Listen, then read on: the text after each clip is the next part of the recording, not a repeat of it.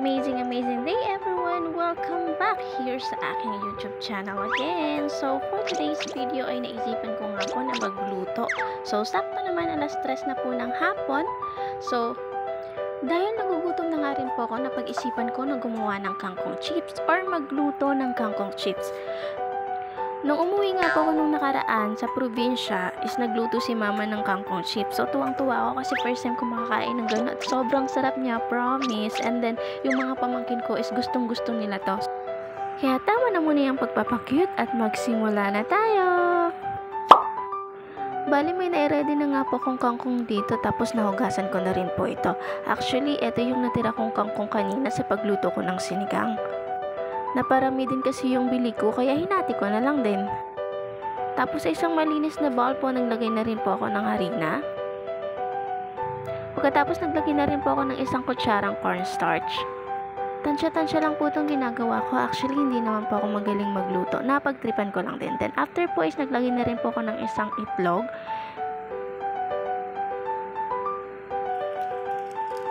And then paminta. Tapos, syempre, hindi mawawala. Lalagyan ko na rin yan ng magic sarap kung saan ito yung magbibigay ng sarap sa akin niluto. O, diba? Hindi po yan sponsored. Joke lang po, pero totoo naman po talaga yung hindi po mawawala sa akin niluluto yung magic sarap po. Totoo po yan. And after na po yan, i-mix-mix na po natin. So, yan, makikita nyo po, diba? Mahirap po talaga na-realize ko, mahirap mag-video mag-isa. Lalo na pag isang kamay lang po talaga yung gamit. Then, mix-mix lang po natin dyan and after niya, naglagay na rin po ako ng konting tubig para po ma-dissolve lang din po yung inahalo natin. Then, mix-mix lang po natin hanggang makuha po natin yung consistency po. O, diba? Pati ako rin nahihilo na rin ako sa pag-video ko kasi nga ang gulo.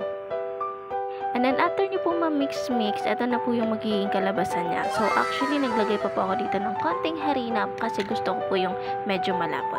And then, after po niyan is ready to fry na po tayo. So, ito po yung kangkong natin is i-coated lang po siya natin dito sa minix nating harina. After po ma-coated ng lahat is ready to fry na po yan. So, napakadali lang po gawin ito. No? Pwede nyo po yung gawin sa inyo, pang merienda. And actually, pwede rin po itong pang ulam. Napakasarap niya pong iulam sa kanin.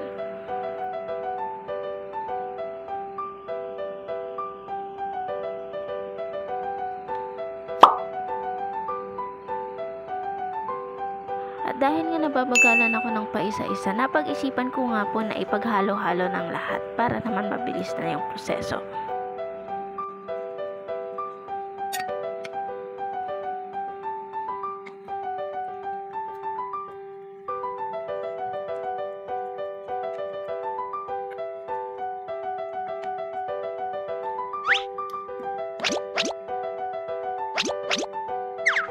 After 2 days nga po finally, natapos na nga po nating haluin tong ating mga kangkong. Charing! At eto na nga po, nagpainit na nga po ako ng kawali. Nung mainit na nga po yung kawali, naglagay na rin po ako ng isang container ng mantika. Joke!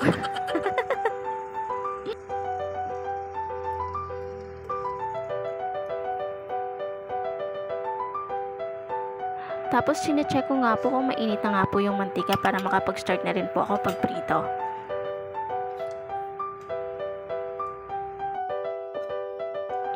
At nung mainit na nga po yung mantika, nag-start na nga rin po ako maglagay dito ng kangkong.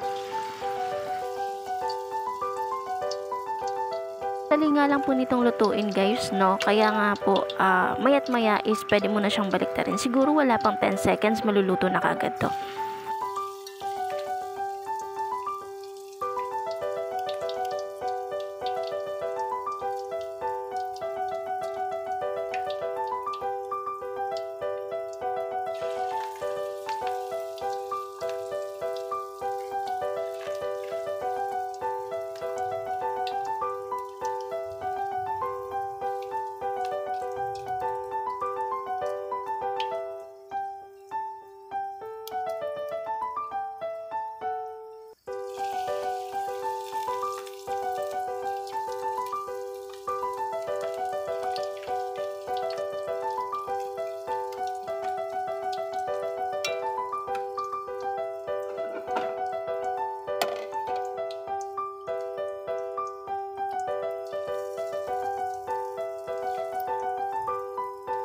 napakabilis nga lang din po nitong lutuin or gawin, kaya pwede nyo pong itong itry sa bahay nyo. So, swak din po to sa budget, pang merienda, pwede rin po pang ulam. So, napakasarap din po.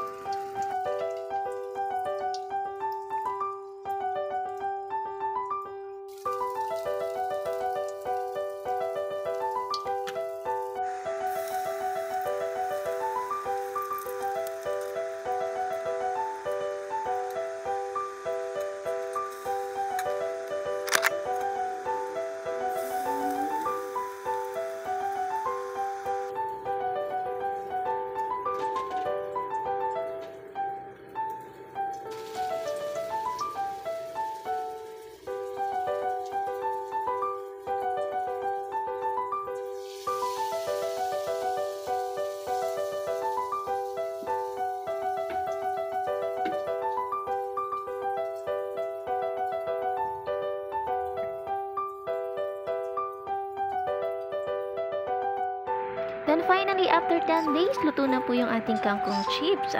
Medyo nasobrahan ata yung pagkaluto natin, kaya nag-iba na yung gulay. Pero let's see, titikman natin yan. At eto yung pinaka-favorite part ko sa lahat, yung tikima na. Let's go! Pakinggan niyo po siya guys kung gaano po siya ka-crispy.